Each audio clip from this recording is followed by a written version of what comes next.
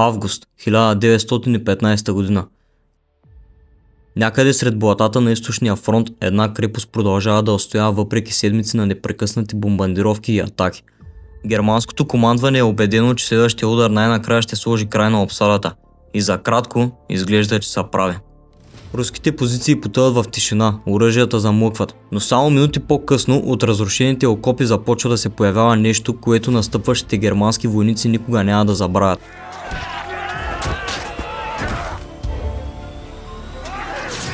Събитие, което по-късно ще остане в историята като атаката на мъртвите. Крепостта Осовец е построена в края на 19 век от Руската империя. По това време района се намира в западните й територии. Днес тази крепост е разположена в Полша, в изключително блатиста местност. Тази среда я прави доста трудна за нападение. Теренът забавя настъпленията и ограничава тежката техника.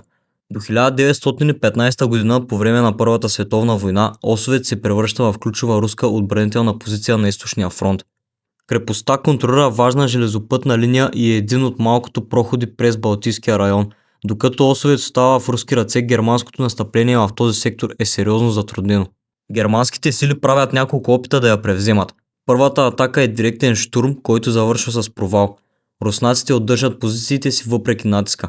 Втората атака обаче е много по-мащабна. Германците използват тежка обсадна артилерия, включително огромни оръдия с калибър 305 и 420 мм. Част от снарядите тежат стотици килограми, а експлозиите оставят кратери с размерите на малки къщи. Според разкази на защитници, земята около крепостта буквално се тресе дни наред от непрекъснатите удари.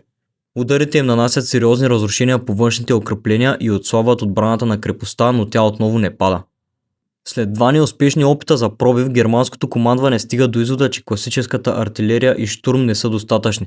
Те решават да преминат към нов подход – масирана газова атака, насочена директно към гарнизона на крепостта.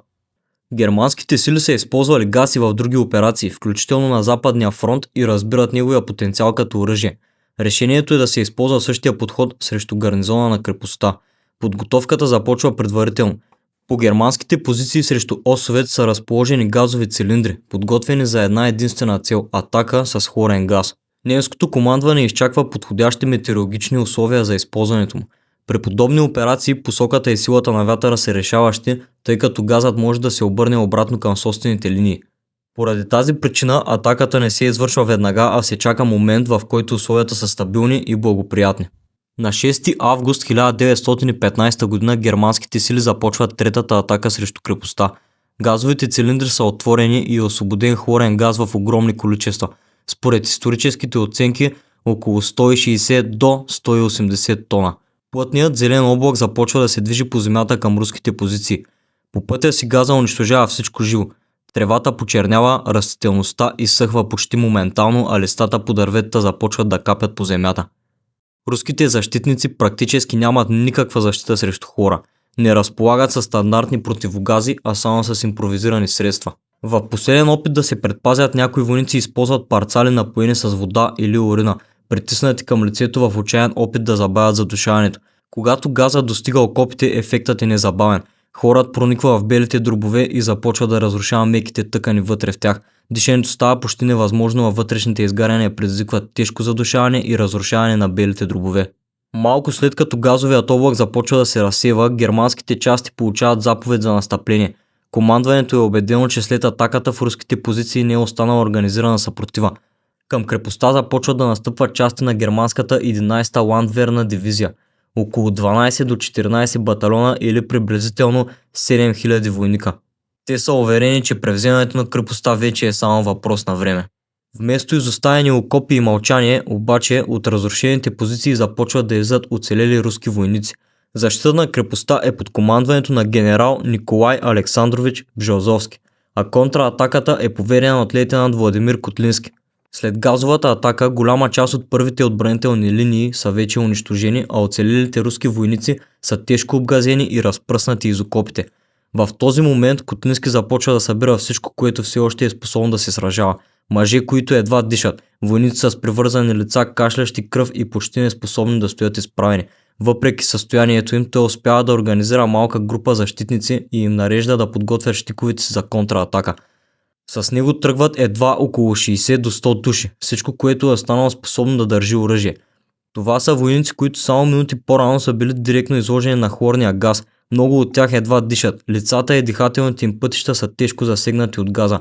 Униформите са покрити с кръв и кал, а около устата и при връзките вече има следи от кръвта, която изкашат при всяко поемане на въздух. Някои от войниците се подпират един на друг, други едва успяват да останат на крака. Много от тях почти не могат да дишат, но въпреки това отново взимат пушките си и се подготвят за настъпление.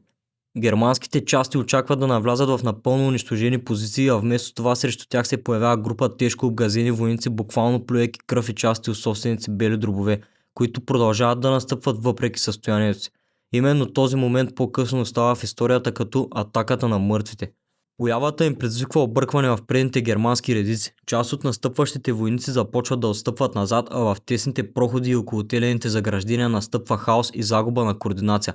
Докато германската формация се разпада, руските защитници продължават да настъпват към позициите им.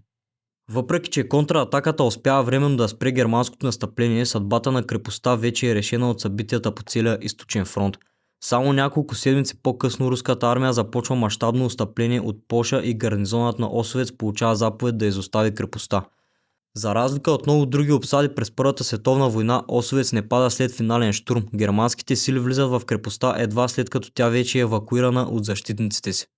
Преди да се изтеглят, руснаците унищожават част от укрепленията, складовете и артилерията, за да не оставят нищо полезно след себе си. По време на боя Владимир Котлински е тежко обгазен и смъртоносно ранен, докато води контратаката на оцелелите защитници.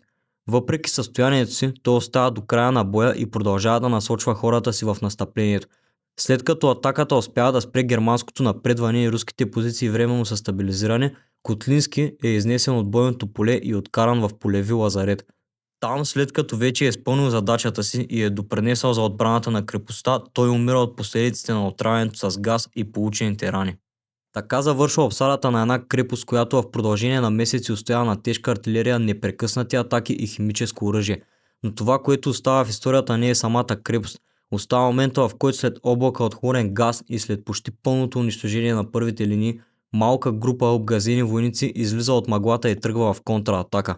Повече от век по-късно защитата на Осовец продължава да се помни не като най-голямата битка на Първата световна война, а като един от най-мрачните и необикновени примери за човешка издръжливост по време на война.